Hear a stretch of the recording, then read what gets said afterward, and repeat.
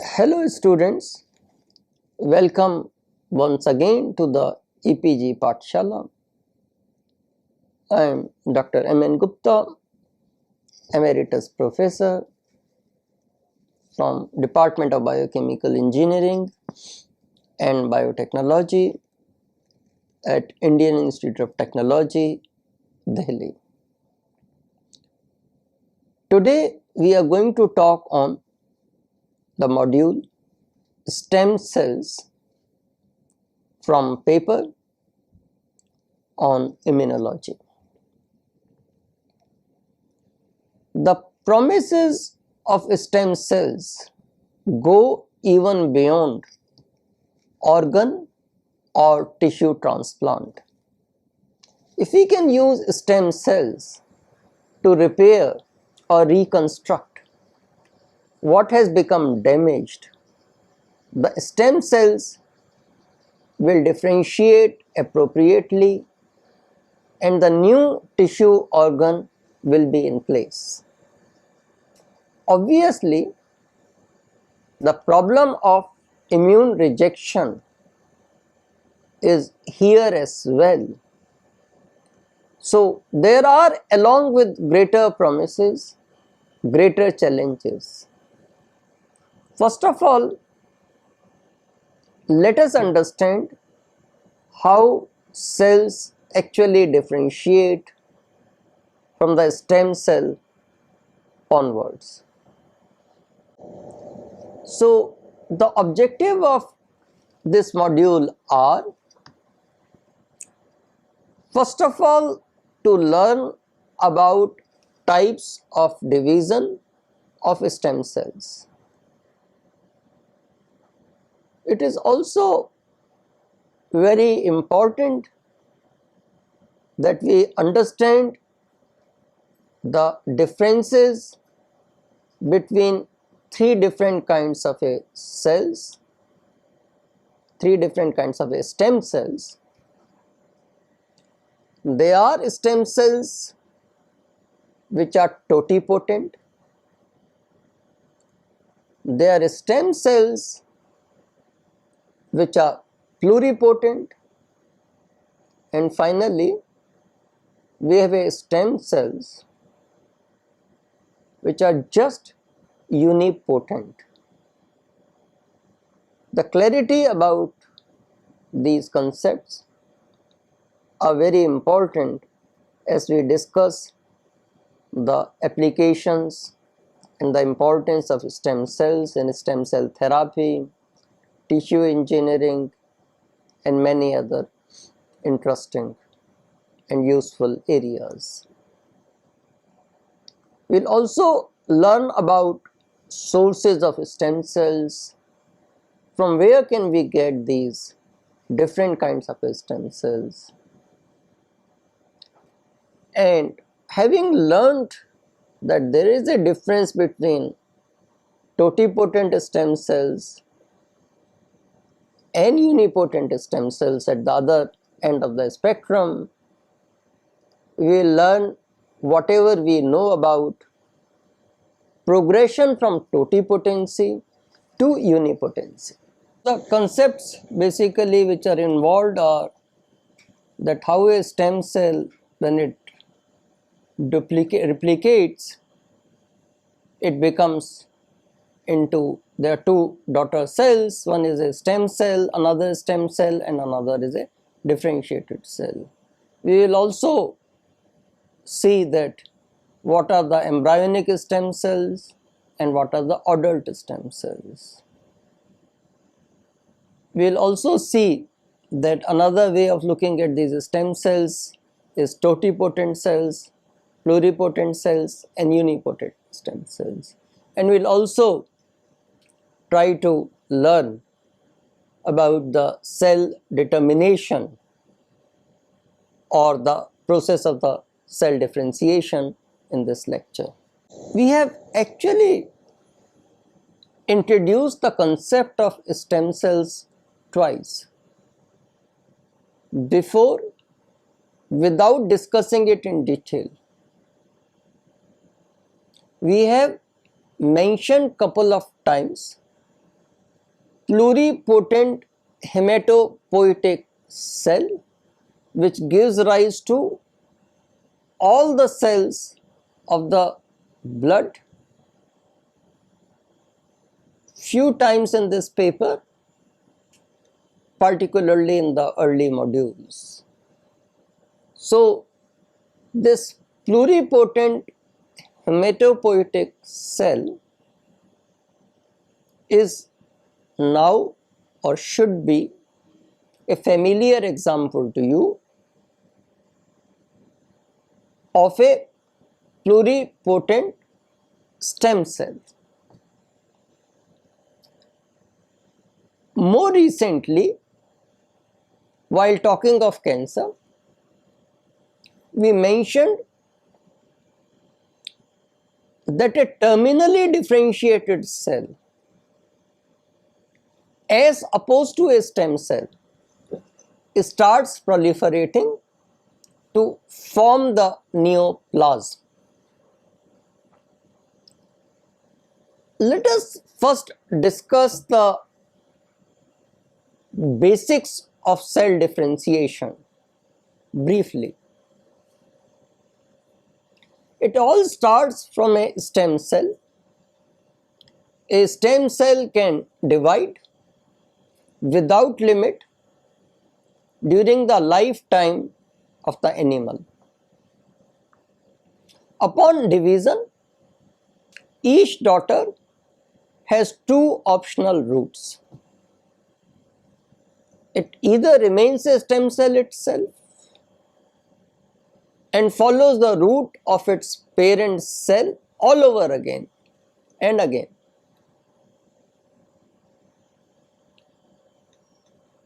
It can alternatively follow the path of a terminally differentiated cell. A stem cell which can give rise to several cell types is called pluripotent. We have already mentioned, which serves as a good illustration of what pluripotent stem cell is. A pluripotent hematopoietic cell can give rise to several types of blood cells. It should be noted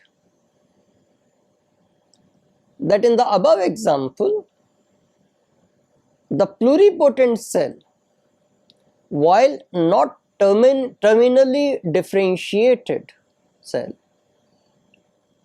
has committed or determined its fate.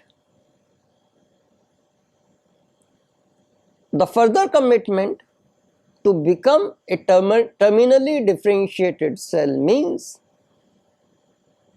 that it has, by process of differentiation, become a T cell or a B cell or a non-lymphocytic cell. But however, this much commitment is made that it is going to be a cell which forms part of the blood. It is going to be differentiated into a blood cell and not a liver cell or heart cell. On the other hand, unipotent cells are stem cells which can give rise to only one type of cells. An epidermal stem cell is going to be differentiated into a keratinized epidermal cell. Thus, it is a sort of a more firm commitment, a more specific commitment in terms of differentiation. The commitment is made during differentiation. Similarly, the spermatogonium is the stem cell For spermatozoa, it's a unipotent stem cell that certainly it is going to become, after differentiation, a spermatozoa cell. So at some point a cell decides its future, that it will become a specialized cell. This is almost like during your education, when you were exposed to social sciences, physics, chemistry, what are called natural sciences, and so on and so forth. Somewhere down the line, you are asked to commit that either you will take subjects which will be science subjects or the commerce subjects. But what type of science you will do, whether you will become a physicist or a chemist, that commitment was not made during your school education. That comes much later down the line. So you can consider your whole pathway of the education as you move along from early classes to the college and beyond. Then you become, in terms of differentiation, into a more greater commitment. The fate decided, and ultimately you become a specialized cell, that when you, for example, if you enter IIT and join a particular department, then you know that you are going to be an electrical engineer. So this decision may be partial, in the sense that such as to become a pluripotent hematopoietic stem cell, or more complete, to become a skin cell of a particular organ. So it's a question of, down the line, when you go on making, you start committing yourself more and more, and that's what the cell does. Now, in both cases here, we say a cell has determined at this point the developmental potential is to carry out the specific biological function or to assume a particular morphology, and that is in place. So cell differentiation is a process by which selective gene expression takes place, which results in the specific cell type. A terminal differentiation in many ways leads a cell to lose its ability to proliferate. A RBC has no nuclei and does not divide. The nucleus in the outermost layers of skin is digested away. In the striated muscle cells, myofibrils hinder mitosis and cytokinesis. Some cells in mammals, like nerve cells, heart muscle cells, and receptor cells in eyes and ears and eye lens fiber, neither undergo cell division nor are replaced, and there is no cell renewal. However, in some cells, cellular components are renewed. In adult eye lens proteins are formed at embryonic stage within eye, while photoreceptor cells do not divide. Photosensitive protein molecules have a turnover. So biosynthetic activities continues, and within some cells, some renewal is possible. Majority of cells in a vertebrate are undergoing apoptosis and replacement on a continued basis.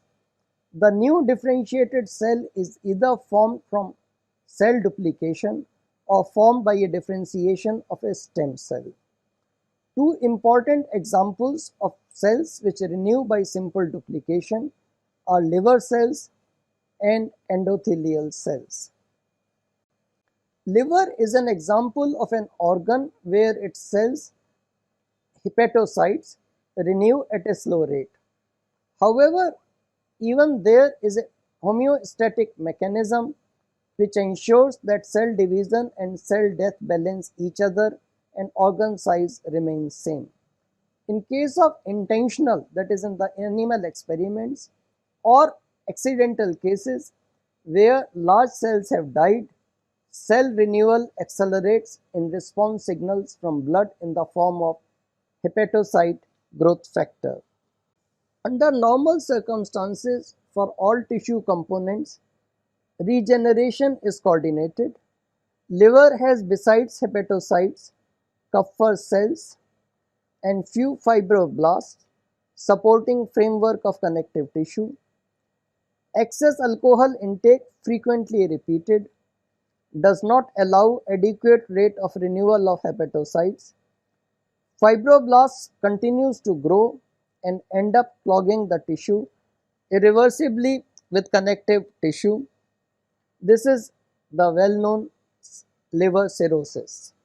The endothelial cells lining blood vessels follow more flexible renewal rate, which is adjusted to local requirement. In all parts of the vascular system, endothelial cells divide by duplication. These cells also can move. Some damage at its site, such as insertion of tubing by surgeon, new endothelial cells move and cover this surface. The cells lining the gut are good example of cells which are renewed via stem cells. Here epithelium is formed by a monolayer of cell. This covers both villi and crypts. The stem cells are in the crypts. Upon differentiation, these reach villi tips ultimately. Here apoptosis occurs. Epidermis, which covers the skin, is multi-layered. Here also renewal by stem cells involves outer surface cells being replaced by differentiation of stem cells in the lower layer. In all such cases, stem cells fulfill the need to replace existing population of differentiated cells which cannot divide. As we have already discussed, in several tissues, differentiated cells cannot divide further for multiple reasons. Let us look at the stem cell differentiation more closely as an example. Only basal cells on the basal lamina undergo mitosis. Over the top surface are dead cells which do not have any distinguishing organelles and form squames, that is the flat scales rich in protein keratin. About 1 out of the 10 to 12 basal cells is a stem cell. As a cell line, these remain throughout the lifetime of the animal. Hence, each patch of epidermis has at least one such immortal stem cell. Upon division, an immortal cell line can divide to give one stem cell plus one cell which differentiate to ultimately become a part of squamous. Apparently, not all basal cells are alike. Basal cells which have larger expression of extracellular matrix receptors of integrin family bind better to basal lamina. These are able to proliferate, differentiate and leave the basal layer. These, similar to about 10%, constitute subset of basal cells and are immortal stem cells. This influence of basal lamina is not constant. The tissue culture in vitro studies show that proliferation of undifferentiated cells can accelerate if the need arises. Thus, in case of wound, renewal of skin cells at the top required that this proliferation is accelerated. Stem cells, upon differentiation, shade away the receptor which were binding them to basal lamina. Once the skin at the top are restored to its original thickness and coverage area, division of the basal cells drops back. A skin disease, psoriasis, caused by proliferation of basal cells is high, but cells from top layer fall off prematurely before complete keratinization has taken place. What we talked about stem cells in fact, has been a discussion on what are called adult stem cells. As we have seen, these are a small percentage of cells present along the population of differentiated cells in a tissue or organ. The primary role is to maintain, repair, or renew the tissue. The adult stem cell is yet to differentiate into a cell type to have a specialized structure and function in the tissue or organ. Their differentiation happens all the time during the lifetime of an individual. The frequency of the differentiation or proliferation depends upon many factors and vary from organ to organ. Some scientists prefer the term somatic stem cell to adult stem cell. Initially, it was not known that such cells occur within the organ or the tissue. The discovery of their occurrence in many tissues raised the hope of their use in tissue engineering. It was in 1960s that two types of cells, hematopoietic stem cells and bone marrow stromal cells, were discovered in bone marrow. While the former can differentiate into all types of blood cells, the latter can be differentiated only into bone, cartilage, fat cells, and fibrous connective tissues. Around the same time, adult brain was found to contain stem cells which can transform into two major non-neuronal cells, astrocytes and oligodendrocytes, and neurons, which are nerve cells. Around this time, by now, adult stem cells have been discovered in brain, bone marrow, peripheral blood cells, vessels, skeletal muscles, skin, and liver. In some cases, adult stem cells may remain as stem cells and start dividing in case of an injury or a pathological situation. Take cells from a living animal, grow them in a culture, label and transplant the labeled cell to the animal, and check if the transplanted cells survive. Grow isolated cells and manipulate by addition of factors, introduction of new genes, etc. to see whether a differentiated cell type different from the original cell emerges. The basic criterion in all these methods is that a stem cell should be able to form a clone of identical cell types. Hence, what we have discussed so far are the cases in which adult stem cells were identified and their differentiation route in some tissues tracked. However, it is not always easy to identify an adult stem cell unequivocally. The pluripotency, the ability to differentiate to form different cell types, is also called plasticity or transdifferentiation. We still do not understand the mechanism of somatic stem cell transdifferentiation. Insight into these helps us in devising protocols for converting stem cells from a healthy tissue and use it for tissue engineering, which is basically repair or repopulation of an unhealthy or dead tissue part. Some challenges which remain, at least in part, are: in what all tissues adult stem cells occur and of how many types. As we have discussed, increasingly we are learning about this in more and more organs and tissues. The next worry is about understanding how do somatic stem cells originate in different organs and tissues. Given identical environments, why some are stem cells and others are not, like in epithelium? Why about 10% of the cells in the basal layer are stem cells, whereas rest lack these properties? What factors induce stem cells to change their differentiation or proliferation rate, and why only in some cases relocation of the stem cells, differentiated cells, is more facile. Finally, adult stem cells are pluripotent, but they are not totipotent.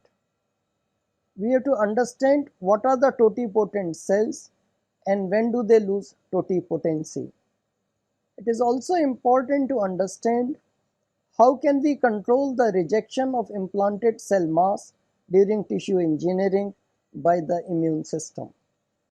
At present, there are different ways of obtaining stem cells. Adult stem cells can be obtained from many tissues now. Fetal stem cells are obtained from aborted fetuses or umbilical cord blood. Embryonic stem cells can be obtained from either discarded samples of in vitro fertilizations or by a technique called somatic cell nuclear transfer or simply SCNT or nuclear transfer. Briefly, somatic cell nuclear transfer consists of placing a normal cell into a fertilized egg from which nucleus has been removed. Fertilized egg provides the necessary microenvironments for reprogramming the cell to become a precursor primordial form. There are obvious ethical barriers in working with embryonic stem cells. One argument is that adult stem cells are available and are a promising system for stem cell therapy. The two kinds of stem cells have, however, many differences. We still do not completely understand the nature of adult stem cells in tissues.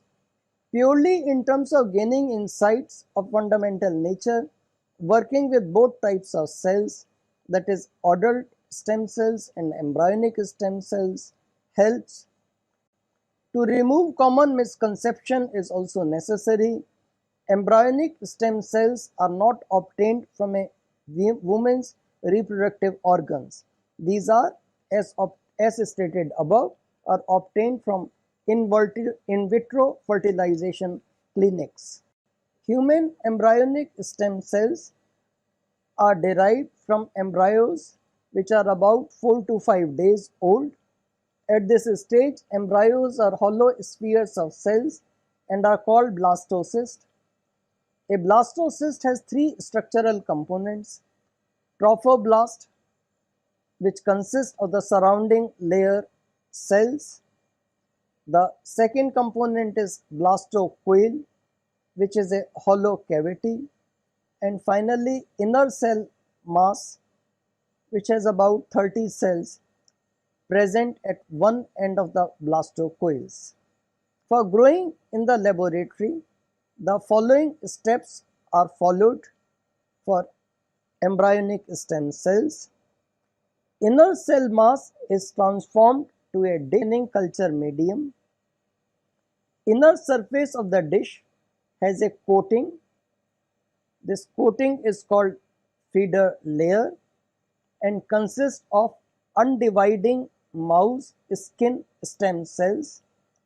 The feeder layer provides an adhering surface to the dividing cells from the inner cell mass. Mouse cells also release necessary substances into growth medium. As these are potential sources of viruses and other biological structures which may get transformed to the growing human embryonic stem cells, lately methods have been developed which do not require this feeder layer. After sufficient growth, cells are removed and distributed to different dishes, again for subculturing. Each subculturing cycle is technically called a passage. After about 6 months, 30 cells around yield millions of stem cells. If these remain undifferentiated, these are embryonic stem cell lines. An established cell line facilitates collaborative research which can be validated among different groups. There are tests to identify whether cells obtained are embryonic stem cells. One obvious way is to keep them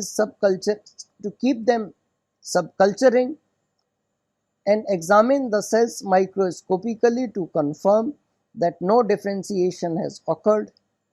Surface markers, which are characteristics of undifferentiated cells, can be tested. Undifferentiated cells also produce a transcription factor, OCT4, whose presence can be checked. To check for the number of and damage, if any, to the chromosomes. Allow the cells to differentiate into specific cell types to check its pluripotency is another a good test. Inject the cells into an immunosuppressed mouse and see whether a benign tumor called tetroma is formed. A tetroma contains both differentiated and partly differentiated cells, and its formation confirms pluripotency. Embryonic stem cells, sometimes simply called EST, are totipotent. Hence, they offer enormous opportunities in regeneration medicine. The applications, however, require that we learn how to make them differentiate into a specific cell type. This slide shows an outline. Embryonic stem cells, upon clumping, form embryoid bodies which begin to differentiate spontaneously. However, this does not help in obtaining specific cell types. Protocols for differentiating embryonic stem cells into specific cell type involve nature of nutrient broth, surface of growth, and genetic manipulation of cells. Animal systems have contributed a lot to our understanding of cell differentiation from embryonic stem cells onwards. A growing embryo is surrounded by membranes. To start with, cells which form extra embryonic tissues later on cover the pre-embryonic cells. The thick lining, zona pelluda, is part of the egg cell cover. Cell divisions form first morula and then a blastocyst with blastocoel. So these stages are similar to what has been observed with stem cells. There is a proper embryo with an epithelial lining called trophectoderm. At this point, blastocyst emerges from zona pellucida and trophectoderm becomes extra embryonic cells. After additional divisions, egg moves from ovary to uterus and attaches to endometrium. The blastocyst is engulfed by endometrial cells. Cells of trophectoderm, that are trophoblasts, differentiate into cytotrophoblasts and syncytotrophoblasts. Cytotrophoblasts encircle the inner cell mass, and cytotrophoblast is a multinuclear cell which attaches blastocyst to uterine wall. In all animal, gastrulation takes 3 layers of cells which are of different tissue types. These are called primordial germ layers. Different organs form from different germ layers.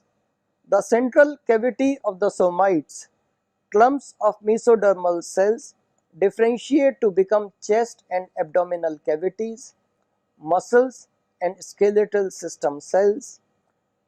Some mesodermal cells, called mesenchymal cells, interact with endodermal cells to become different cell types to form organ.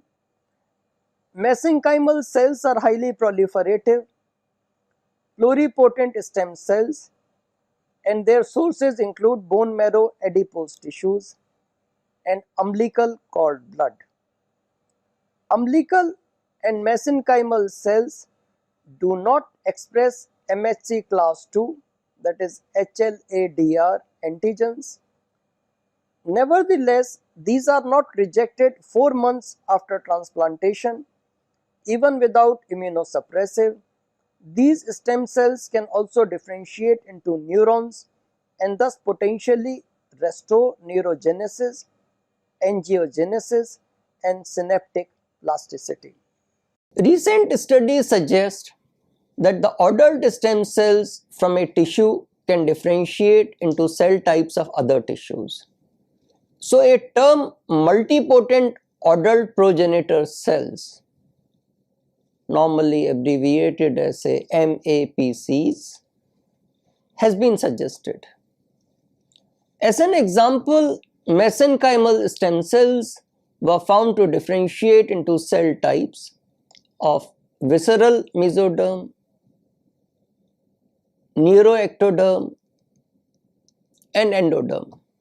When injected into an early blastocyte, such cells, MAPs, could differentiate into many somatic cell types: hematopoietic, epithelium of liver, gut, and lung. It was found that the MAPs require culture parameters similar to embryonic stem cells and in fact express some markers of embryonic stem cells like OCT4, REX1, and SSEA1. Similarly, bone marrow stromal cells could undergo unorthodox differentiation to possibly form neural cells.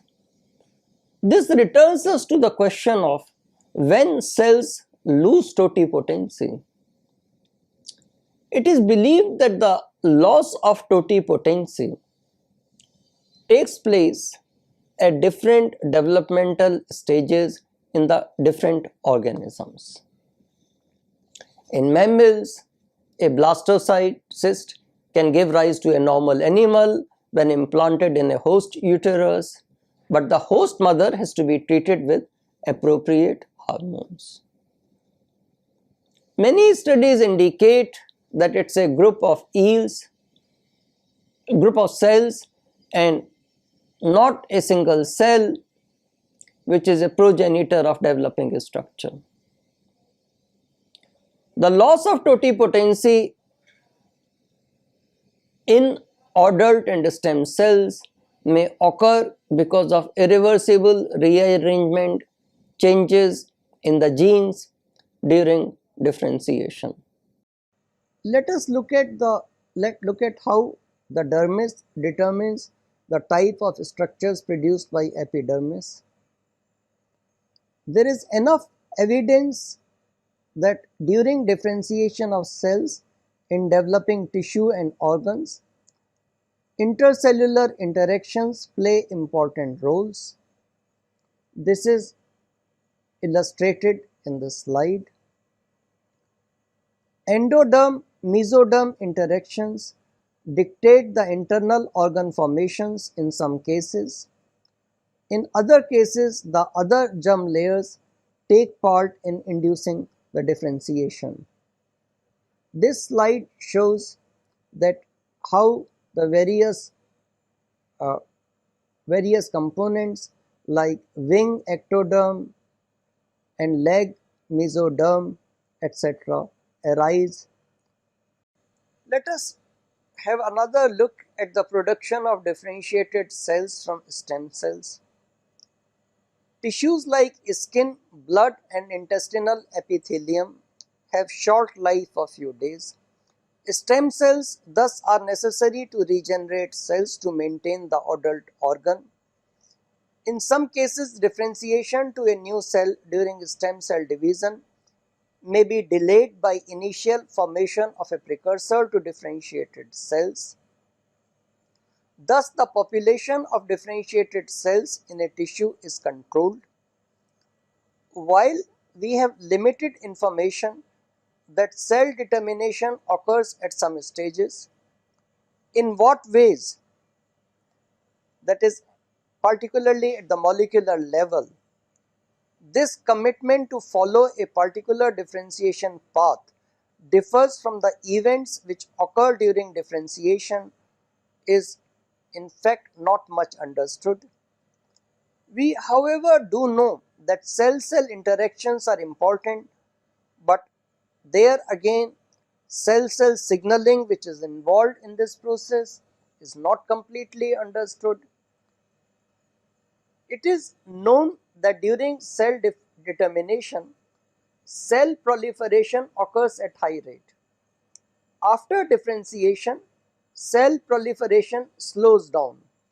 Finally, as mentioned before, terminally differentiated cells like in skin and red blood cells do not divide. We do not yet completely understand controlling mechanisms for this cell growth versus differentiation paradigm. In many cases, use of adult stem cell is yielding exciting results in stem cell therapy. Greater understanding of cell determination and cell differentiation will enable further progress obviously. The challenges to avoid immune rejection in stem cell therapy are more or less similar to what we discussed during organ transplantation. In this lecture, we learnt about embryonic stem cells and adult stem cells, sources of stem cells. Then we also learnt about totipotency, pluripotency and unipotency, and we learnt about cell determination and cell differentiation. Stem cell therapy and regenerative medicine is a frontier area at the interfaces of cell biology, immunology and medical sciences. So what we have discussed above is just a quick overview of basic background and a glimpse of what is possible. In many cases, as happens in any fast developing area, claims and counterclaims are frequent. Hence, we have refrained from discussing in details of individual cases of tissue engineering or stem cell therapy. Thank you.